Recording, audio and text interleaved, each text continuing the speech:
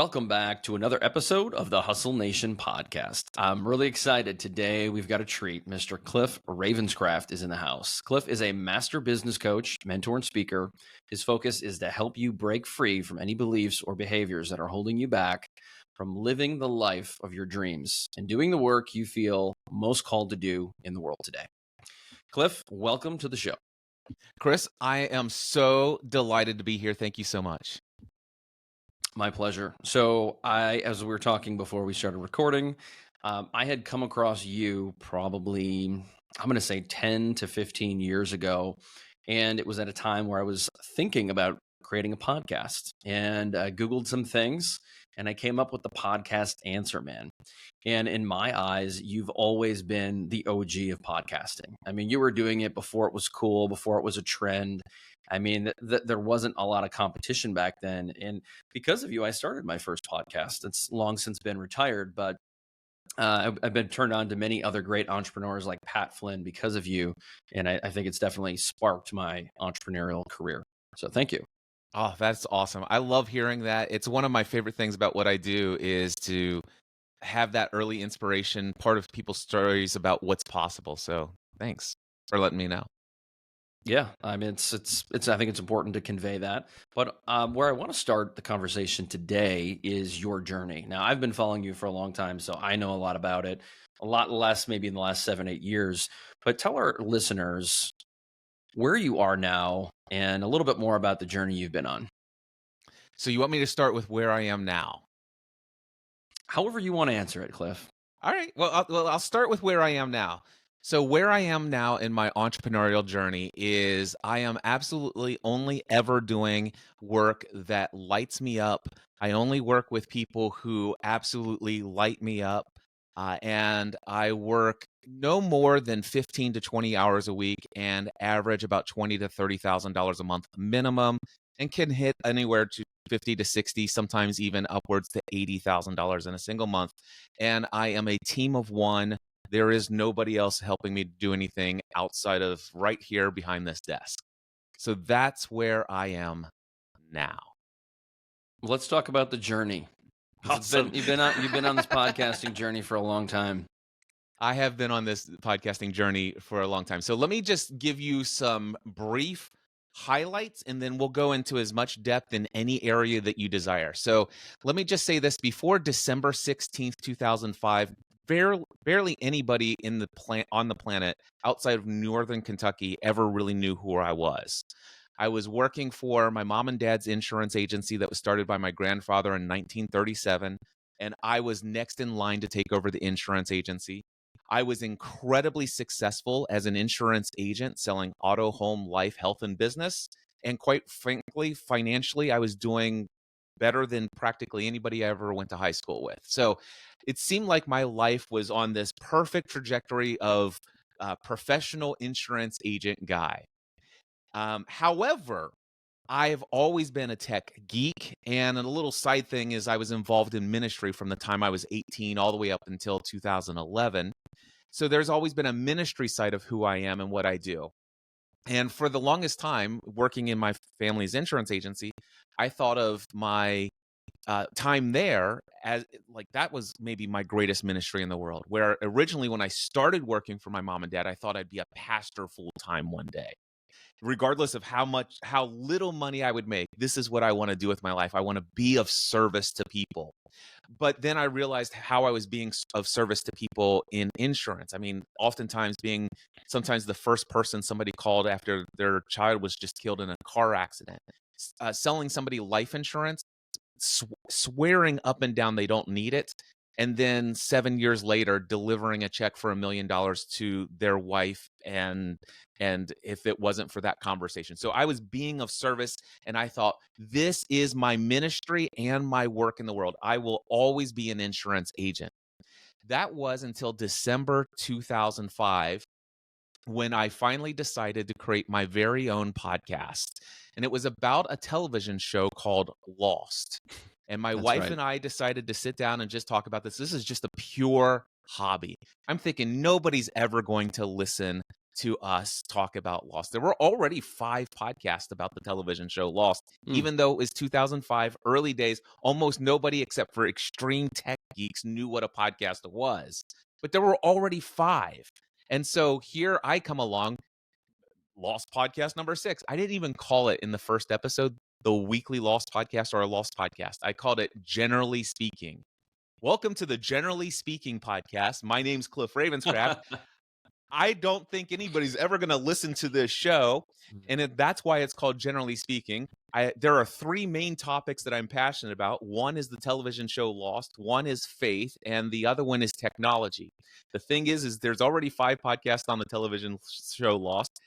Almost every podcast in existence is about technology. And when it comes to faith, even the Christian radio broadcasters have podcasts today. So you probably don't care about me talking about any of these. So I'm just going to generally speak about each of these topics that I'm passionate about. And so I said, now that I've gotten that out of the way, my first episode is going to be devoted to the TV show Lost. And I started talking about what I thought about the show Lost. I had already been blogging about it with screen captures from the show and diving deep into the Easter eggs. But here I am now in a podcast talking about it. And while my blog was read by, anywhere between 50 to 150 people a month, my first podcast episode was downloaded 500 times, which blew my mind. And then And then I was invited by Jay and Jack Gladfelter, who had actually started something called the Lost Podcast Network, which was nothing more than a blogger account that had an RSS feed where they shared the login and you could syndicate your podcast content and by just creating a copy of it in the blogger system that would go out to that RSS feed, which was called the Lost Podcast Network podcast. So I was invited into that. I asked my wife if she would join me. So the second episode, I came back and I said, okay, you guys don't want to hear me talk about technology. You could care less about my faith. So welcome to the weekly Lost edition of the Generally Speaking Podcast Network. And so the second episode downloaded 27,000 times. Wow. That was my start into the podcast world. My second episode, I am now reaching tens of thousands of people around the world. And within a very short period of time, that number grew to 60,000 people. Thanks to the fact that Entertainment Weekly was listening, saw my blog, and then shut my entire server down because temporary bandwidth exceeded contact accountant billing department. You owe us thousands of dollars because EW.com did an article on my blog post and my podcast, and the traffic just was way too much for my little shared hosting at the time. That's wild. So that's how I got started in podcasting. Now, eventually people started saying, oh my gosh, I absolutely love the way you and your wife are talking about the different aspects of the show. It's so much different than what we're getting in these other Lost podcasts. I love a little bit of your faith, but more than anything, I love just how you're thinking about things and how you bring personal anecdotes. And if you don't mind, you guys quickly mentioned that you guys are almost debt-free. Can you tell me more about that? Well, am I going to answer that question in the 15th episode of the weekly Lost podcast? No. So what do I have to do? I either have to answer all of these questions individually via email, which I did at first. But eventually what I decided to do, the same questions were coming in over and over again. Imagine we're reaching 60,000 people. 100 emails a week are asking literally the same 5 questions. Almost none of which are related to the actual TV show. So what I did is I began to ask people, do you mind if I read your question and respond in a podcast, but on a different show? And so I created a show at the time. It was called My Crazy Life. And then eventually that became something called Pursuing a Balanced Life, where I would just take people's random questions and I would answer them. And then eventually there became a lot of faith-related podcasts or questions. And even there were people who were interested in my personal professional development mindset kind of stuff, but the faith stuff was a little bit too much. It's like, this is getting too faith oriented for me. So I actually started a third podcast called Encouraging Others Through Christ. So now I put all the faith stuff here, all the random stuff here, and the law stuff is here. And then my wife and I started a podcast, a fan podcast for Grey's Anatomy and the television show Private Practice, Desperate Housewives. Eventually, we started creating a podcast about the book series Twilight and the film series as well, Hunger Games. And before you know it, over time, we're literally reaching many, many, many, many, many hundreds of thousands of people around the world. And I'm creating 7 to 15 podcast episodes a week, working about 30 hours a week in either preparing for, recording, post-production, and publishing content on the web, all related to audio podcasting. Do you have a clone? And by the way, all of this was my part-time hobby outside of my insurance job. Wow. Incredible. So then eventually I'm like, man, what would life be like if I could do this for a living instead? Now, I don't know if I move. I don't think you, trying to see which way. Nope, it's this way. I don't know if you could see down here. I'm not even going to pull it up. It's too much. I have a wooden box that has hundreds of letters, hundreds of thank you cards, hundreds of postcards. And 3 of those letters are from people who said, Cliff, because of you, I chose not to commit suicide. Now, think about the fact that here I am coming from the time I was 18, always wanted to have some sort of ministry style impact of service to others and encouraging and equipping others. And so it became evident to me, gosh, prior to podcasting, I thought my greatest service to the world, the biggest impact and influence I could make from that standpoint was as an insurance agent. Trust me, I really believed my impact as an insurance agent was far more than I could do as a head pastor of any size church. But then all of a sudden, what I was doing through podcasting, I'm like, what would life be like if I could do this for a living instead? Although that thought terrified me. That thought I felt guilty about. That thought I was ashamed of. Who am I to think about doing my hobby as a career when I have this absolutely prosperous, profitable career as an insurance agent? And this is right around 2007, when I am very much aware of the oncoming economic crisis. You know, the 2008 crash, we knew about it in our industry way before it happened. Trust me, I was literally selling homeowners insurance policies to people who were making $4.50 an hour. And I'm like, how much did you put down on this? Oh, I didn't put anything down on it. They gave me a loan for the entire thing, including the down payment. All I have to do is pay, $1,300 a month. And I'm like, and what is your income? Oh, my income is $2,000 a month. And I'm like, yeah, I see where this is going. So anyway, one of the things that I recognize is that people in my industry, left and right, all of the professional people I know, they're getting laid off. And job security was like the biggest concern in everyone's mind in 2007. Here I am with the dream of becoming full-time self-employed, doing what? A hobby related to podcasting, which nobody on the planet outside of geeks even knows what that is.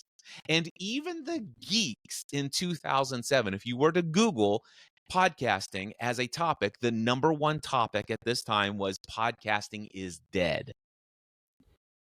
It has plateaued. It has no future.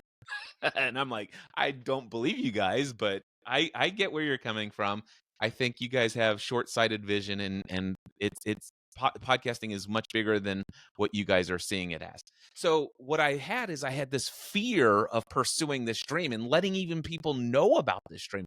Because number one, I felt guilty and ashamed. And I, at the time, was really worried about what other people would think about me if they knew that as a sole income earner for a family of 5, 3 young kids, what it would mean for me to leave my job security that I told you about in the family-run insurance agency to go pursue a hobby. How irresponsible, how selfish, how this or whatever. And matter of fact, the first time I actually said it out loud, one person said, Cliff, I have a hobby of golf, but I don't expect people to pay me for it.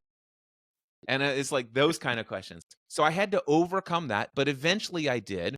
In September of 2007, I put my 90-day notice in. And in January 2008, I became full-time self-employed. I had so many limiting beliefs. It was absolutely insane about my belief about who I was, what it means to earn money, what it meant was, how do I add value to people's lives? I had so much limited mindset around money. I worked around the clock, worked 12 to 14 hours a day, 7 days a week for 9 months without one day off in the year 2008. And then after September, I finally decided to take one day a week off, but I only did that after convincing myself it would be okay by adding more hours to the other 6 days a week. I ended my first year in full-time self-employment. Now, our business made, I don't remember the exact number, but it was probably, $40,000 or something like that. But it paid our health insurance for our family. It paid for my CPA. It paid for all of my software and some tools that I used in my business. But my personal net income after working that many hours, $11,000. And by the way, that I only brought that $11,000 after taxes home the last 3 months. I made no income from the business the first 9 months. And I celebrated my first year in business with a 24-hour nonstop podcast marathon where I recorded 24 one-hour podcasts within 24 hours. And I celebrated the end of that with a trip to the emergency room where I almost died, where I was in the hospital for 2 weeks. That's my start.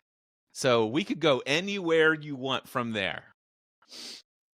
Well, so, Cliff, one of the things that's really interesting, I don't know if you know this about me, but my day job is an insurance broker. So I did not know that. I'm a third generation family-owned insurance broker. We got about 130 team members. And so it's always good to hear the fellow insurance talk. But, one of the things that really stuck out to me in what you were sharing is the self-limiting beliefs and that kind of that self-talk.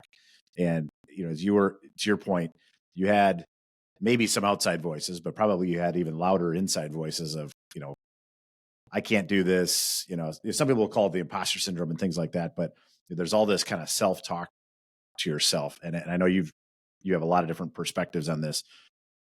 How did you work through that yourself? Was it just a leap? And how do you, if you had someone else that was trying to take that leap and had all this kind of self-limiting belief, whether it's they're taking a leap or they're just a tweak in their life, how would you work them through that?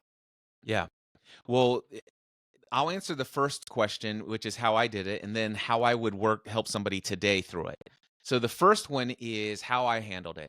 Number one, school of hard knocks, doing everything the wrong way to find out how to do it, how not to do it. And eventually a couple of things worked. And that was the biggest area of growth. Now, through 2008, I did start this with a group of advisors. I didn't have the language at the time, but this was my mastermind group. This is a group of people who were rooting for my success and who were there for me anytime that I needed some insight or inspiration or motivation or encouragement, because I needed a lot of it. I will tell you, prior to becoming full-time self-employed in my business, I very rarely ever had what I would call depression. But boy, the emotional swings, I had the highest highs I'd ever experienced in my life, except getting married and having each of my children. But outside of those, I had my highest highs of my life as a full-time self-employed in that first year. And then I had my lowest lows, well, with the exception of one, and that was the week that I quit podcasting prior to deciding to go full-time. That's a whole nother story, probably for another podcast. But all of that to say is that I really needed these guys in my life. And it was a group of guys at the time. It was very limited in the way that I thought at the time. But it was a group of men who I reached out to who encouraged me. By the way, there was a day where I said, hey, guys, I think things are so tight here right now. I'm thinking about applying for food stamps. And one guy sat there and said, okay, that's it. Enough is enough. I was supportive of you until now. And here came all of his judgment. Go get your day job back. Go back to the insurance work. This is ridiculous. This is irresponsible. And I was using Google Groups. I don't know if you guys are familiar with the old Google Groups. Yeah. So everybody in my advisory network got this email as well at the same time as I did. And then every other person in the group responded with one thing: kick that guy out, remove him from your group. And I did. And by the way, I actually signed up for food stamps. That's literally how we put food on the table for several months in our business, because when I was operating this business. And to tell you, to say it out loud now is not a big deal, because I've very much expanded my mindset, my consciousness, and my level of consciousness in the world. I don't have any guilt or shame about any of this stuff then. But back then, that was the most shameful thing for me to experience. And I never let anybody really know that, that this is how challenging it got. But today I say it just because I want people to know, if you're going through some difficult challenges, going out there trying to create what you feel most called to do in this world, hey, it can get pretty challenging. And so it did for me. So one of the ways I got through it was that group of people. And trust me, I leaned heavily into that.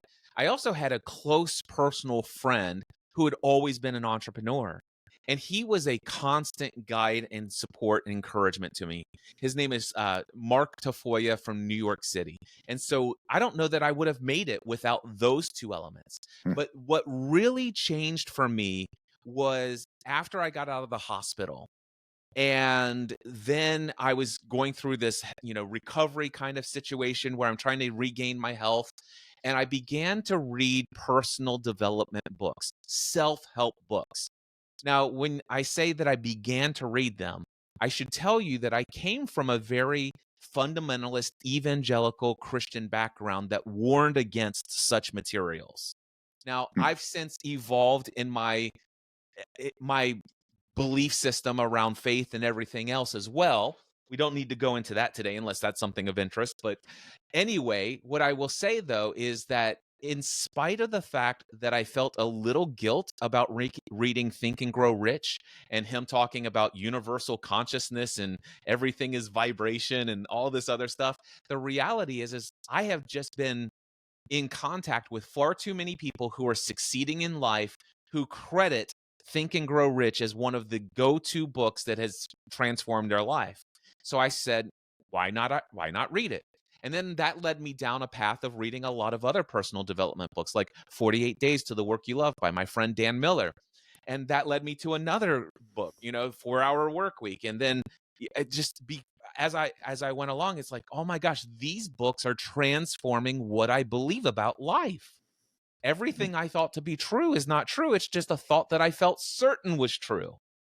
And I learned that beliefs can change. And so eventually, inspired by the book, the Think and Grow Rich, the chapter on mastermind groups, in 2009, it was, I think, September 2009, this guy named Pat Flynn came to me. At the time, he had a pretty popular blog, but he wanted to launch a podcast and hadn't got around to it. He'd been wanting to do it for 1.5 years. So he finally came and hired me. He says, Cliff, I'd like to hire you to coach me through my limiting beliefs about putting a podcast out into the world. And I did. And in a single conversation, instantly changed the way he thought about podcasting. And he finally published his first episode. And then after a couple of more sessions with him, I said, hey, have you ever heard of the mastermind principle? He says, yeah, I'm like really digging what I'm learning about the mastermind principle. I said, would you like to start a mastermind group? And so in October 2010, we started our very first, actually, I just told you that was all 2009. So the 2009 was the year of the personal development, self-help stuff. Working with Pat was September 2010. And then in October 2010, Pat and I started what is today known as the Green Room Mastermind. And eventually that grew to 6 people. We've been meeting together once a week, every week for 1 hour on Wednesday mornings for more than a decade. That right there, that one thing is the biggest thing that has transformed my experience of life. There's a guy named Jim Rohn who is very popular for saying, you are the average of the 5 people you spend the most time with. Yep. Tony Robbins, who was a student of Jim Rohn and worked for Jim Rohn before Tony Robbins became Tony Robbins. And Tony Robbins says it's this way. He says, your life, or the quality of your life, is the direct reflection of the expectations of your peer group.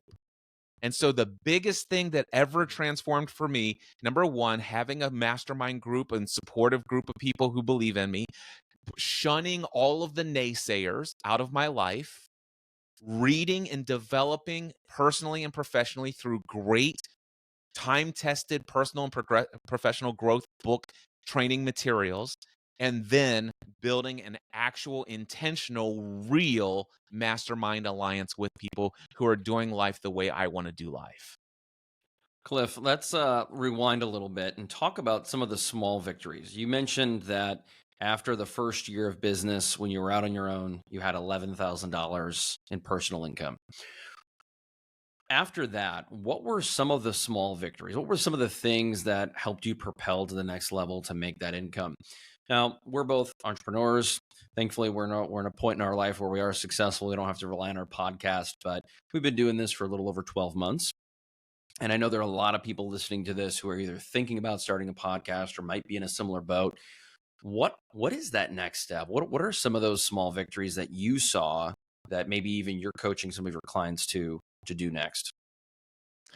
Well, there's the question of what are some of the small victories, and a story immediately came to mind, and I'll just limit to one out of the 50 or 60 along the way. But then you did introduce something else in your question. It's like, there are those who are starting a podcast, and what would you say? What might I say to them? And they're slightly different. So first, let me answer the first question. And I don't know that I ever got back to the second part, which is, what would I recommend for people today, other than surround yourself with amazing people that believe in you, shun the non-believers, and read lots of personal and professional development material with an open mind. Be willing to be wrong about what you concluded about the world before reading it, and upgrade your peer group to people who are doing life the way you most want to do life. So there's that one. Now, to answer this question, Chris. All right. So a story. Here's what I was doing back in the day.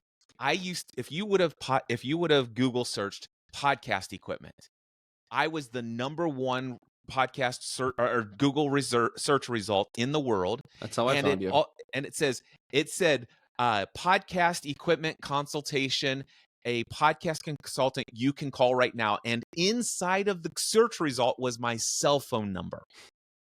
Free equipment consultation.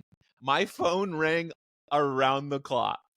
And I would just pick it up and I'd say, yes, free equipment consultation. Tell me about your podcast. What do you want to do? What are your current, what's your budget? I can create a custom solution for you. By the way, this is a free consultation. There's no expectation that you buy from me. After we get finished with this call, I'm going to send you an email with a link to with affiliate links to everything that's available here. Now, you don't have to buy through my links, but I just want to let you know I'll earn a commission if you do. Now, if you want, I'm an official reseller of all of this equipment. So if you'd like, you could just save some time. I'll send you an invoice for the entire package. It's the same as what you'd pay in those other places, but it's in one box, and I will ship it all to you, and I will give you a custom diagram if you buy from me. But there's no expectation. I'm still going to send this to you. I'm just here to serve. So that's how I was doing. That's why I was working around the clock. Now, as a result of doing this, I was making somewhere between $3,000 to $5,000 a month. That in profit. I'm talking about after expenses and everything. After the, if they bought the equipment from me, I was making about $300 to $500 for every order they purchased directly through me. So I was making $3,000 to $5,000 a month. But then eventually my rates got up to $150 an hour. And I was a guest on Dan Miller's podcast. You may remember that name. I told you one of the earlier books that I had read that changed my life was 48 Days to the Work You Love by Dan Miller. I had set it as a goal to meet this guy, and that was manifested and became reality within days of me setting it as a goal and telling my audience. He became a guest. He says, Cliff, I'd love to have you set up a studio in my home. I went and did that. And because of that, this guy who sold millions of copies of his book and has a massive audience, is now telling everybody about me. So here I am doing equipment consultations, making $3,000 to $5,000 a month for the last 18 months consistently. I know this income will come in. This is how I know I can generate income. I'm not yet convinced people are going to consistently line up to pay me $150 an hour for my coaching at the time. So because I had that limiting belief, I was putting those people on a waiting list. It's like, listen, guys, I'm so busy right now with how I'm doing. Yes, you can hire me. I'm $150 an hour. And I had a 6-week waiting list. I would allow myself to do 4 to 6 one-on-one consultations at $150 an hour, but I couldn't allow myself to let that take away my availability to do these free equipment consultations. All right.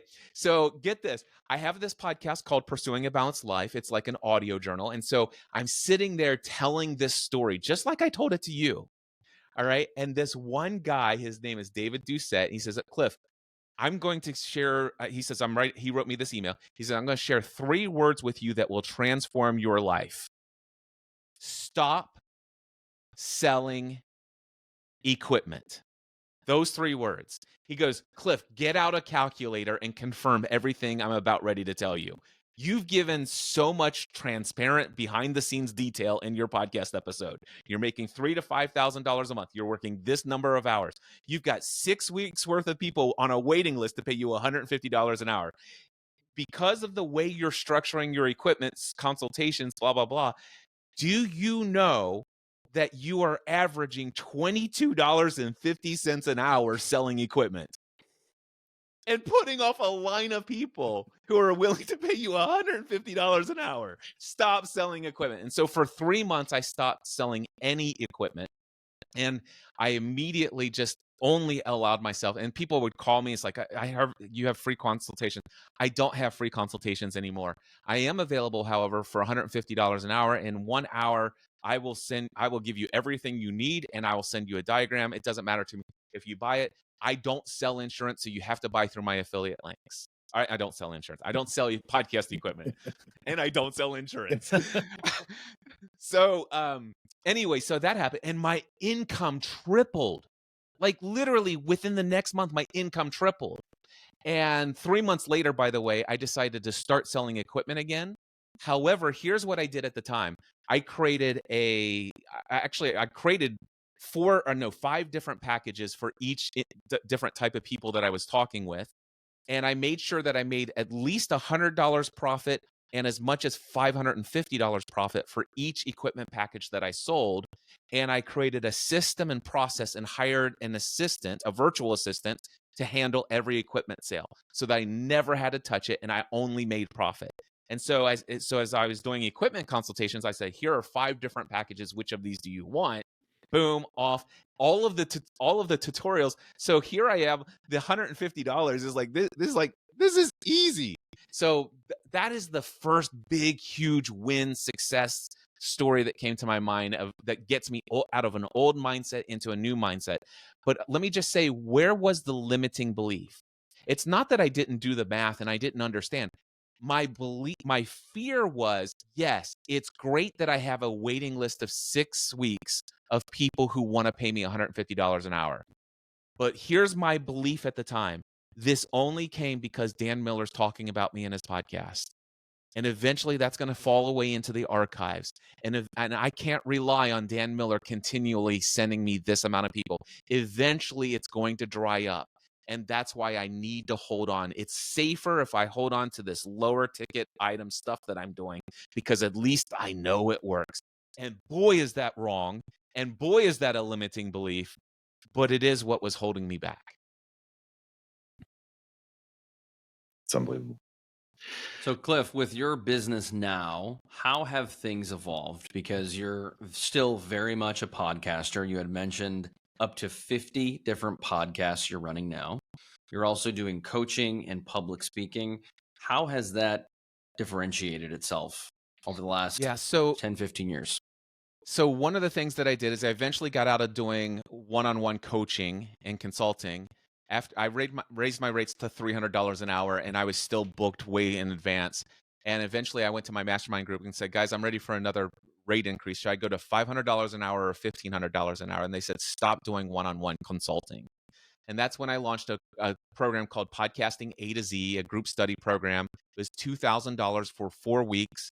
You go through and watch all of my tutorials, and every question you ask for 4 weeks, I will answer it. And that was generating somewhere between, let's see, $40,000 all the way up to $80,000 every time I did it. And I did that 4 to 6 times a year. So that's how I got to the place where, because of that, I then took some of those tutorials and I put together this free tutorial called Learn How to Podcast, made it available to everyone. And as a result of that, I personally helped more than 40,000 people in the world successfully launch their podcast. Now, after a decade of that, I became so mind-numbingly bored about how to answer the question of how do I get this buzzing noise out of the audio of my podcast, and why is it that I published my podcast episode to my podcast feed and it's been 23 minutes and iTunes isn't listing it yet, that I'm like, do you guys remember why I left insurance? Was it so I could make lots of money answering mind-numbingly boring questions? Yeah. No, because if I wanted to answer mind-numbingly, I could have stayed in insurance and spent a majority of my days faxing proof of insurance cards to people who refuse to take them with them to the courthouse. All right. So, no, this is not what I want. I want to have conversations that educate, entertain, equip, encourage, motivate, inspire, change in people's lives. And so eventually what I decided to do was to shut down my podcast consulting and coaching business so that I could focus all of my time, effort, and energy as a business mindset and business strategy coach. And I started with paid mastermind groups. So at the time, I had 2 mastermind groups with 10 people in each group paying $1,000 a month. So that was $20,000 a month right there. And that's just one 90-minute call each week for each of those groups. That's 3 hours a week, generated $20,000 a month of income. Then I was doing one-on-one coaching. Today, my cheapest package is $12,000 for 1 year of coaching with me, paid in full. And that only gets you one 90-minute session per month, every month. And there's no interaction or anything like that in between. It's a perfect fit for the right clients that I work with today. And then I ended up doing workshops. We built a home here in Northern Kentucky that has a training space. I can put 15 to 16 students in a training space that I'm looking at right here in front of me. And I had people come in and pay $2,000 a piece for building an online business workshop, teaching them all the reasons why their podcasts were failing because they skipped the first 7 steps and build in the 11-step formula for building a successful online business. And so I brought them here to teach them how to do that. I gave one person the option. If you want, you could pay $7,500 and spend an extra day one-on-one with me here. And that was generating somewhere around $24,000 to $35,000 every session I did. And I was doing that once a month. And then eventually I launched a conference called Free the Drain Conference. And I did that annually until COVID. So those are some of the things that transitioned for me over the years. And so, Cliff, as you shifted to more of this strategist, mindset coach, things like that, one of the things I know you've talked about is this limiting belief and this gap of kind of where you are versus maybe where you want to go or where you can be. Can you share a little bit of just how do you get people out of their own way, right? You talked about kind of surrounding yourself with the right people. We talked about that certainly plenty, but I feel like some people don't even take the time to think through where they want to go.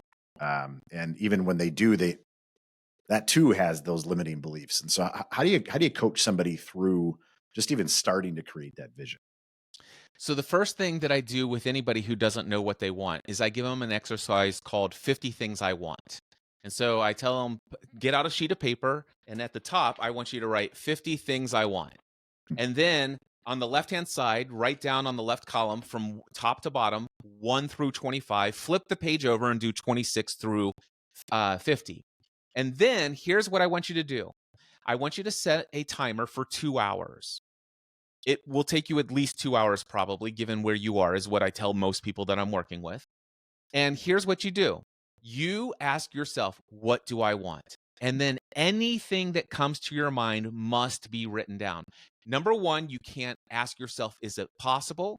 You can't ask yourself if it's selfish. You can't worry or have any concern what people would think about you if they saw that you wrote that down. It just, if it comes to you when you ask, what do I want? Write it down. If you want to build a castle on the South Island of New Zealand, like Cliff Ravenscraft, then you write it down. Not that I have one. It's just, it was on my first list of 50 things I want. I'd love to build a castle on the South Island of New Zealand. And right below that was a helicopter with a pilot who would fly me anywhere I wanted to go. So, I mean, I'm telling you, just get outrageous. But it can also be like, hey, I want to have more time. I want to be more consistent working out and feeling physically fit and healthy. I want to have a more self-discipline around how I eat. I want my wife to smile every time I walk in the room because she's thrilled that I've entered. You know, these are the kinds of things that I would love to have as an experience of life. And you can write down anything you want, but you have to come up with 50 things. Once you finish that, then you grab another sheet of paper, and at the top, you put my top 10 desires. And you go through your list of 50 things and ask yourself, should this item be on my top 10? And as each item is a yes, then put it on your top 10 desires. It's not essential that you actually put this in order by any stretch of the imagination. So just because I don't want you to think about this too much, just if it's a top 10. Now, if you're going through the list and all of a sudden something comes to your mind that should be a top 10, but it's not on your top 50, go ahead and put it on your top 10 now and put it as a 51st or 52nd or 53rd item on your list of things you want. All right. Then you have your top 10 desires. Now, what I want you to do is write down my top 3 goals or my top 3 dreams.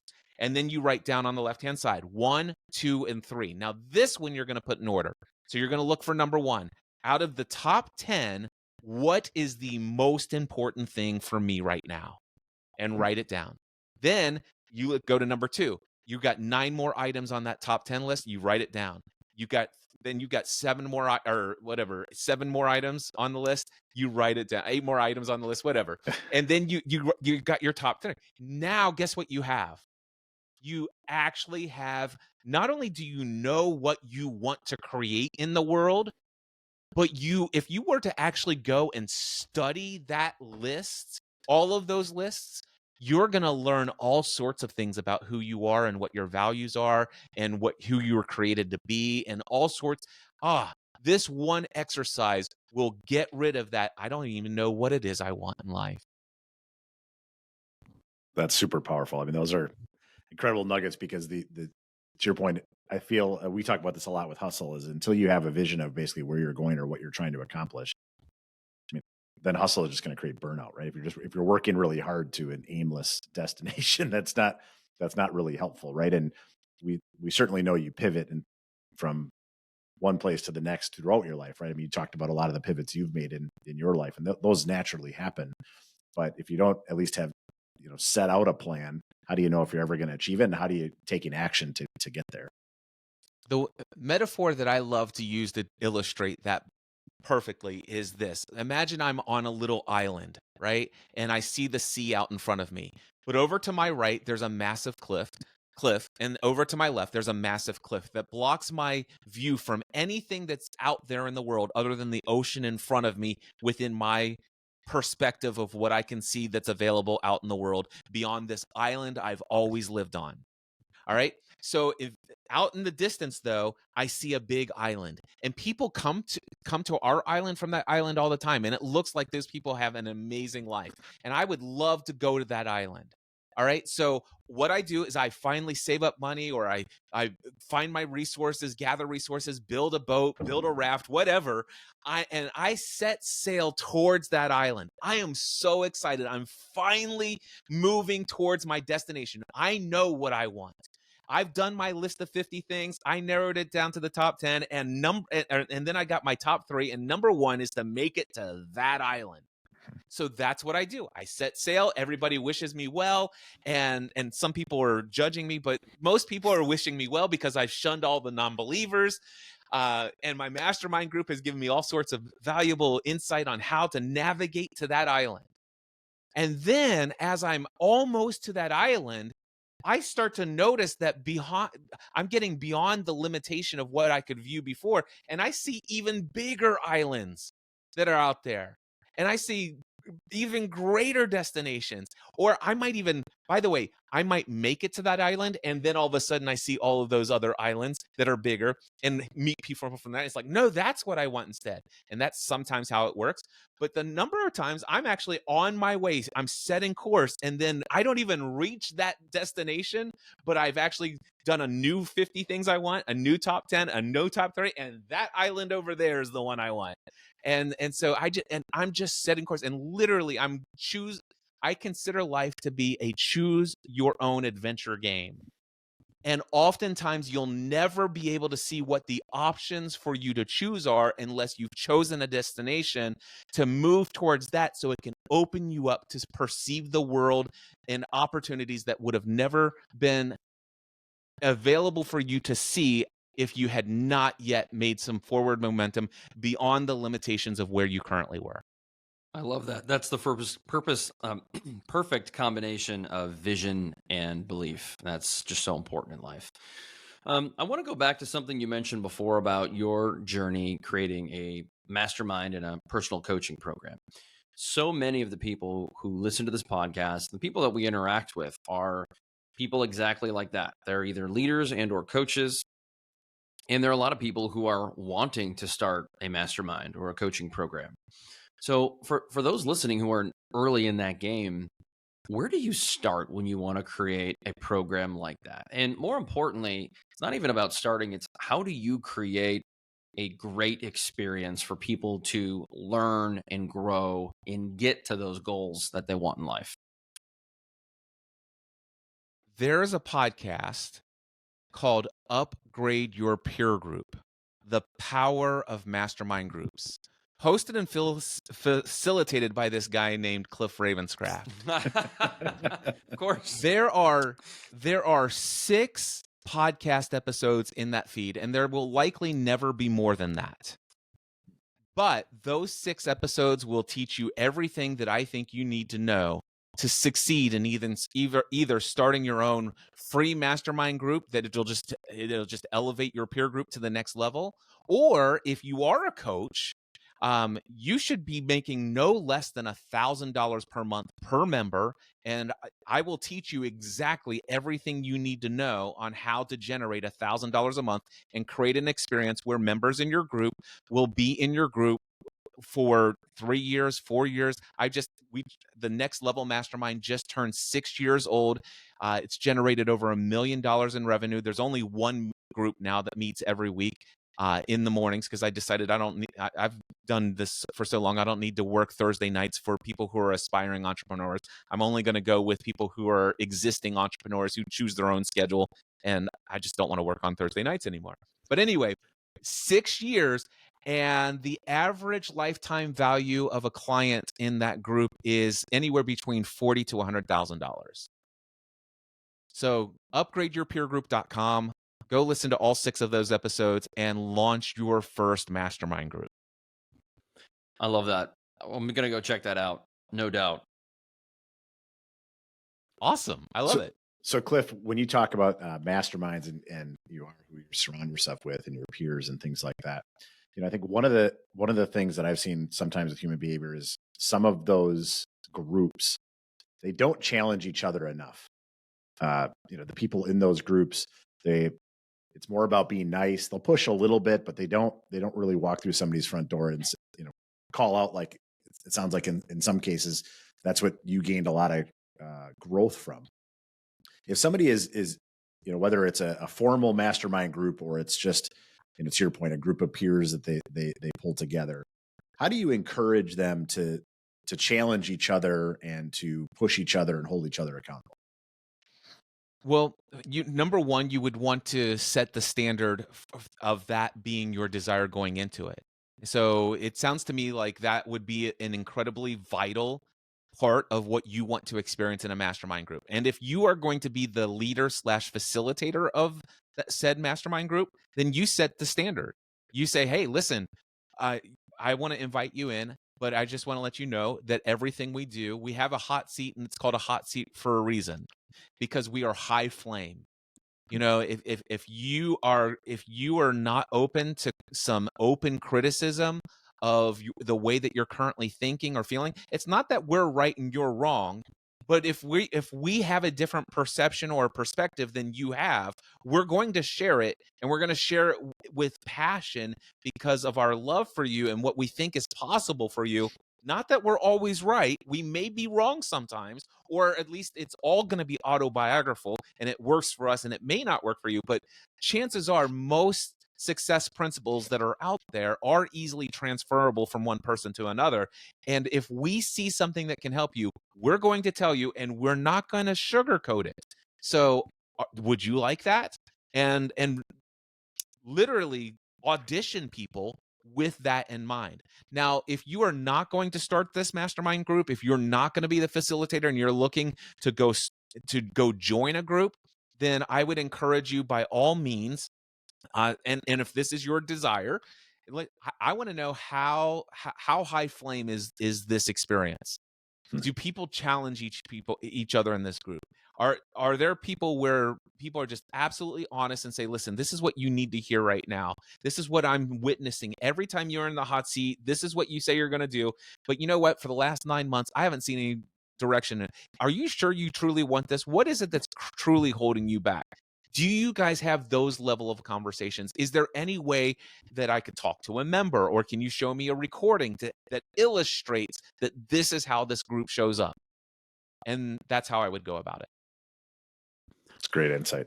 I've heard some people talk about this, and certainly on LinkedIn and platforms, I'm getting a lot of DMs from group coaching consultants, and they all think you should start one or want you to get into one. And I'm in one right now. It's about $125 a month. And it turns out to be more of a networking group.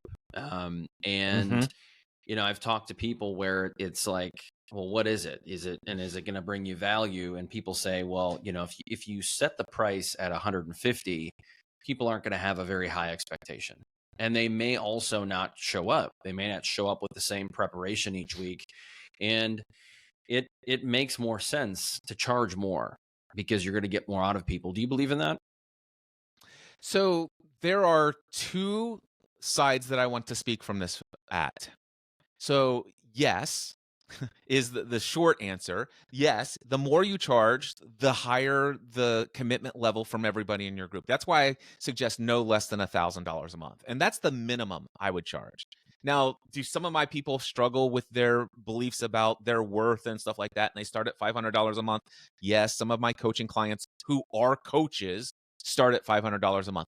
They all upgrade to $1,000 after their first year of doing their mastermind group. Every one of them. Nobody's never not upgraded to at least 1,000. It's like, oh my gosh, I wish I would have listened to you.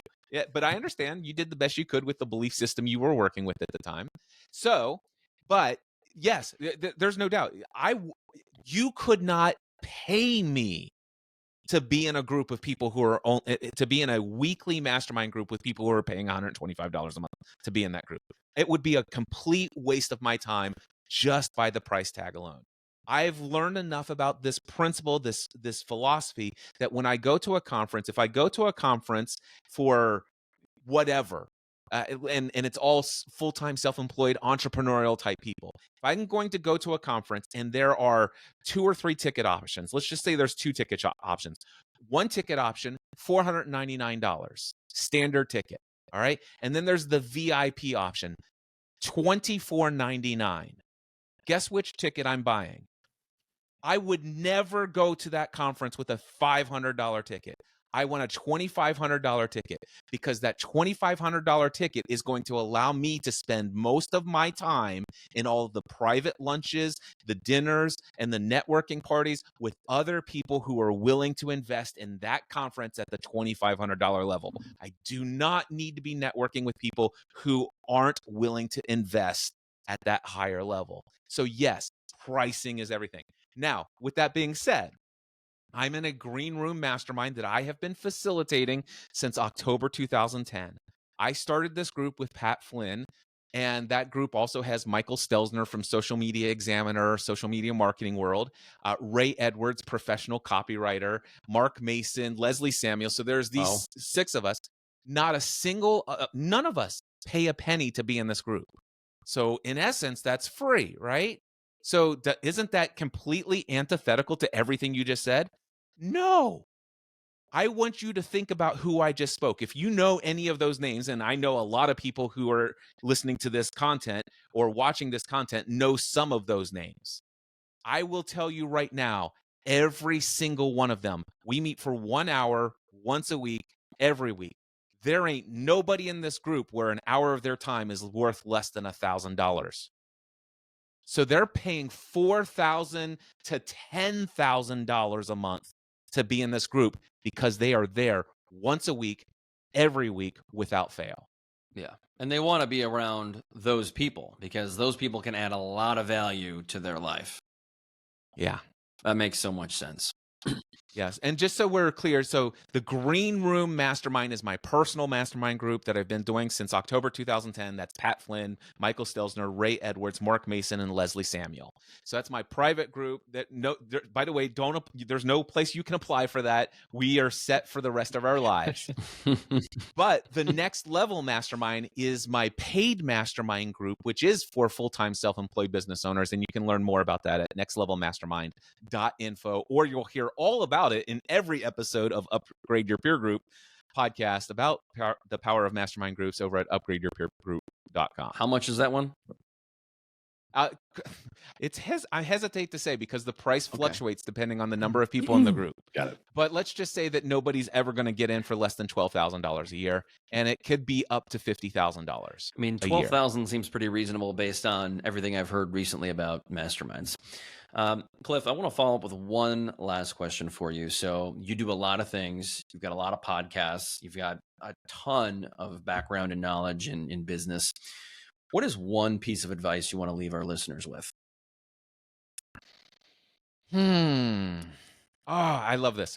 Real quickly, I do want to state, because there's something that came out in our entire conversation that I want to clarify. I do have 50 podcasts with over 4,700 podcast episodes, but I am not actively producing 50 podcasts. I actively produce somewhere between 3 to 5 podcasts. Only one gets an episode every single week, and there's about 2 others that get episodes every now and then. So I just want to say that for the record, because earlier in our conversation, there was this like, Cliff's doing 50 shows and actively producing them. So, but now to answer your question, piece of advice. Understand this one statement. Write it down. The results that you are getting are perfect for the system you have created. I don't care if it's the result you have in your marriage, the result of the relationship you have with your kids, the result of how much money is in your bank account, how many clients you have, or how you're feeling emotionally for most people. The results that you have right now are perfect. They're absolutely predictable for the system that you have created and are using. Another way you've heard this saying, I love this. What got you to where you are will keep you where you are. So if you want to change your results, you have to change your system. And the biggest change to your system, you might think, well, I need new actions. I need to go after this. I will tell you that actions only change when you change your thoughts and emotions, and your thoughts and emotions are determined by your beliefs.